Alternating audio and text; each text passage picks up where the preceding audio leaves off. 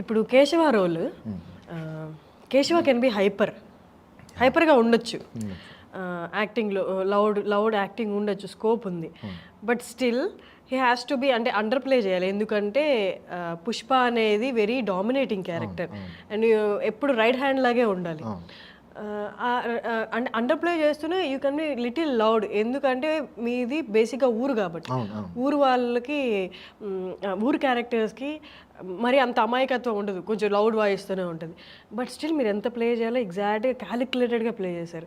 And ఇంకొకటి సత్తిగాడి 2 ఎకరాల పొలం ఆ సినిమాలో స్టార్టింగ్లో ఒక సీన్ ఉంటుంది, ట్రక్ అమ్మేస్తున్నాను నేను రాను అని చెప్పడానికి. అన్ని మాట్లాడుతున్నాను చేస్తున్నాను, ఆ వీడియోలు చేసుకో మళ్ళీ డబ్బులు వస్తాయి అని అన్నప్పుడు మీరు ఆయన చూసి చాలామంది కెమెరా ఫేవర్గానే చెప్పాలి, డైలాగ్ అంటే జస్ట్ కెమెరా చూసే చెప్పాలి, కెమెరా కళ్ళు పెట్టి మీరు అది కెమెరా చూడలే అక్కడ. దాని తల దించుకొని ట్రక్ ఆన్ చేస్తూ వద్దు రాను ఇంకా ట్రక్ అమ్మేస్తున్నా అంటారు. అంటే హౌ డిడ్ యూ క్యాలిక్యులేట్? అంటే కొన్ని డైలాగ్స్ కెమెరాలో చూసి చెప్పాల్సిన అవసరం, చూస్తేనే ఇంకా అది పెద్ద బూత్ అయిపోతుంది, ఇంటెన్స్ కనిపించదు. అండ్ పుష్పాలో కూడా కొన్ని మీరు చెప్పాలనుకున్న పాయింట్ స్ట్రైట్గా చెప్తూనే but still I'm under you, నీ మంచిగా నేను కోరుకుంటున్నాను అన్నట్టు చెప్పారు. ఎట్లా హౌ డిడ్ యూ క్యాలిక్యులేట్ అంత యాక్టింగ్? ఇప్పుడు పుష్ప దగ్గరికి వచ్చేసరికి సార్ నాకు చెప్పింది ఏంటంటే, పుష్ప అనే క్యారెక్టర్ ఇప్పుడు ఎలా రియాక్ట్ అవుతుంది నీకు తెలియదురా, ఆయన రియాక్షన్ కోసం నువ్వు చూడాల్సిన అవసరం లేదు. బట్ వన్ థింగ్ చేస్తున్నప్పుడు ఇప్పుడు ఎగ్జాంపుల్ ఇక్కడ పుష్పలో ప్రీ క్లైమాక్స్ సీక్వెన్స్ ఉంటుంది ఫహద్ ఫాజిల్ గారి దగ్గర, మేము అందరం వెనకాల నుంచి ఉంటాం. సార్ అక్కడ కూర్చొని మనోడు శేఖవత్ సార్ ఇన్సల్ట్ చేస్తూ ఉంటాడు. సో ఆ టైంలో నేను అక్కడ ఏం చేయగలను, పోలీసే, పుష్పతో ఏం మాట్లాడదు. సో అక్కడ నేను అనుకున్నది ఏంటంటే, నేను ఎప్పుడు నా బాడీ లాంగ్వేజ్ ఇలా ఉంటుంది వెనక చేపెట్టుకొని, సో అక్కడ ఏం జరుగుతుంది ఏంది అనేది జస్ట్ ఈ భుజాలు ఉంటాయి కదా, లేపి అసలు ఏం జరుగుతుంది ఇప్పుడు ఈ శేఖవత్ ఏం రియాక్ట్ అవుతుంది పుష్ప అని నేను ఎదురు చూసుకుంటూ ఉండాలి. ఇప్పుడు ఈ సీక్వెన్స్ లో ఆయన ఇప్పుడు ఏమవుతుందో అని ఒకటి, ఇవి రెండే అండి.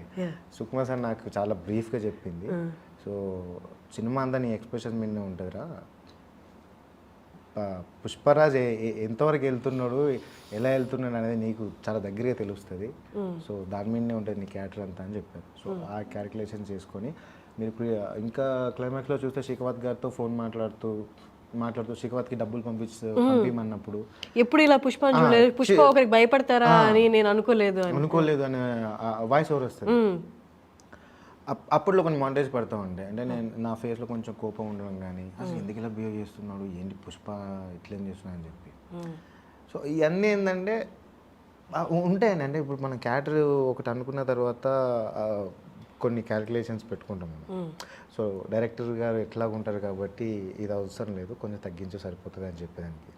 సో సుకుమార్ సార్ నాకు చాలా హెల్ప్ చేశారు ఆ సిచ్యువేషన్స్లో. ఇది అవసరం లేదురా, అంత చెప్పాల్సిన అవసరం లేదు, ఇంత సరిపోతుందిరా అన్నారు. సో అట్లా నాకు అలవాటు అయిపోయింది క్యాలిక్యులేట్ చేసుకోవడం.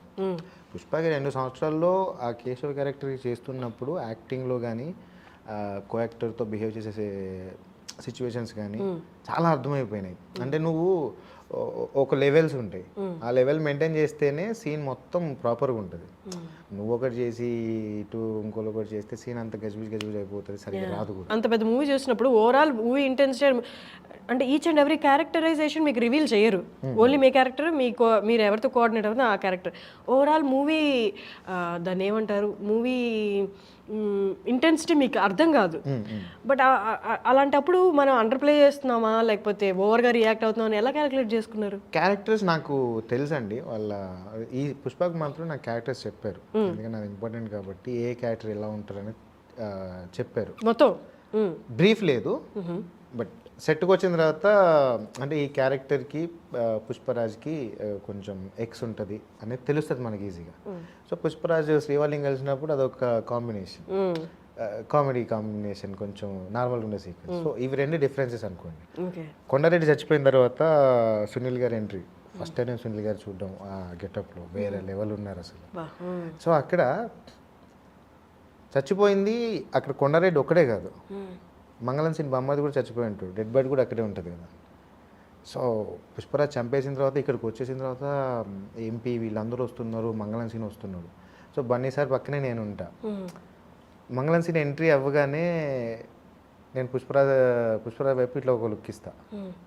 సో ఇవన్నీ చిన్న చిన్న ఏంటంటే అమ్మో ఇప్పుడు పుష్పరాజ్ ఏం రియాక్ట్ అవుతాడు, ఏమవుతాడు అనే ఒక లోపల భయం ఉంటుంది. సో అది మీరు మళ్ళీ చూడండి కుదిరితే. సర్వైవ్ లుక్ ఇస్తాను, వస్తాడు, అదంతా సీక్వెన్స్ జరుగుతూ ఉంటాయి. ఎందుకు చెప్పానంటే ఆ చిన్న చిన్న క్యాలిక్యులేషన్స్ అన్నారు కదా, అది చాలా ఇంపాక్ట్ క్రియేట్ చేస్తాయి క్యారెక్టర్కి. అంటే మనం ఇప్పుడు డైలాగ్ చెప్పాము, ఒక ఎక్స్ప్రెషన్ ఇచ్చాము, వెళ్ళిపోయాము అనేది కాకుండా మనకేం లేనప్పుడు కూడా నువ్వు ఎలా రియాక్ట్ అవుతున్నావు అనేది అర్థమైపోతూ ఉంటుంది నీ క్యారెక్టర్కి, నువ్వు ఎంత ఏం చేస్తున్నావు అనేది. అండ్ ఇంకొకటి నేను గమనించాను, మేబీ అది పుష్ప 2లో దాన్ని యూజ్ చేసుకుంటారా లేకపోతే దానికైనా ఇంపార్టెన్స్ ఉందా, సిగ్నిఫికెన్స్ ఉందని అర్థం కాలేదు. కానీ మిమ్మల్ని ఫస్ట్లో చూపించినప్పుడు మీ క్యారెక్టర్ డిస్క్రైబ్ చేస్తున్నప్పుడు, అది ఇంట్రడక్షన్ ఇచ్చినప్పుడు మిమ్మల్ని మొండేలు అని చూపించారు. మేబీ మొండేలు అది ఎక్కడైనా యూజ్ చేశారా లేకపోతే జస్ట్ డిస్క్రైబ్ ఆ క్యారెక్టరైజేషన్కి ఆ మొండేల్కి మేబీ పుష్ప 2లో ఏమైనా ఇంపార్టెన్స్ ఉందేమో దానికి, ఐ డోంట్ నో. ఓకే, మీరు ఎలాగో రివీల్ చేయరు కాబట్టి అది క్యారెక్టర్ వైజ్ అది ఒకటి బాగుంది. ఒకటి అంతేనా? మోర్ దెన్ ఏంటంటే నేను గ్లౌజ్ పెట్టుకొని ఉంటాను. ఇక్కడ అల్టిమేట్ ఏంటంటే చాలా మంది దాన్ని గమనించలేదు. ఎందుకంటే నా స్కిన్ టోన్కి నా గ్లౌజ్ కూడా సేమ్ కలర్, గ్లౌజ్ లాగే ఉంది, అది అర్థమవుతుంది. బట్ అది with the character with story ఏదైనా ఇంపార్టెన్స్ అంటే స్పెసిఫిక్గా చూపిస్తారు మొండేలు అని. మీ మైట్ బి ఎక్కడైనా అది యూజ్ అవుద్దో ఏంటో, మరి పుష్ప 2 వస్తే తెలుస్తుంది. చాలా రైటింగ్ జరిగింది, నాకైతే ఇంకేం చెప్పలేదు సార్, మేబీ చెప్తారు. ఓకే, అదే నా క్యారెక్టర్కి అదొకటి ఏమంటారు, ప్రతి క్యారెక్టర్ కొన్ని ఉంటాయి కదా. అదే అన్లెస్ అది స్టోరీతో ఎక్కడైనా ఇన్వాల్వ్మెంట్ ఉంది, ఇంపార్టెన్స్ లేకపోతే స్పెసిఫిక్గా మొండేలు చూపించారు కదా.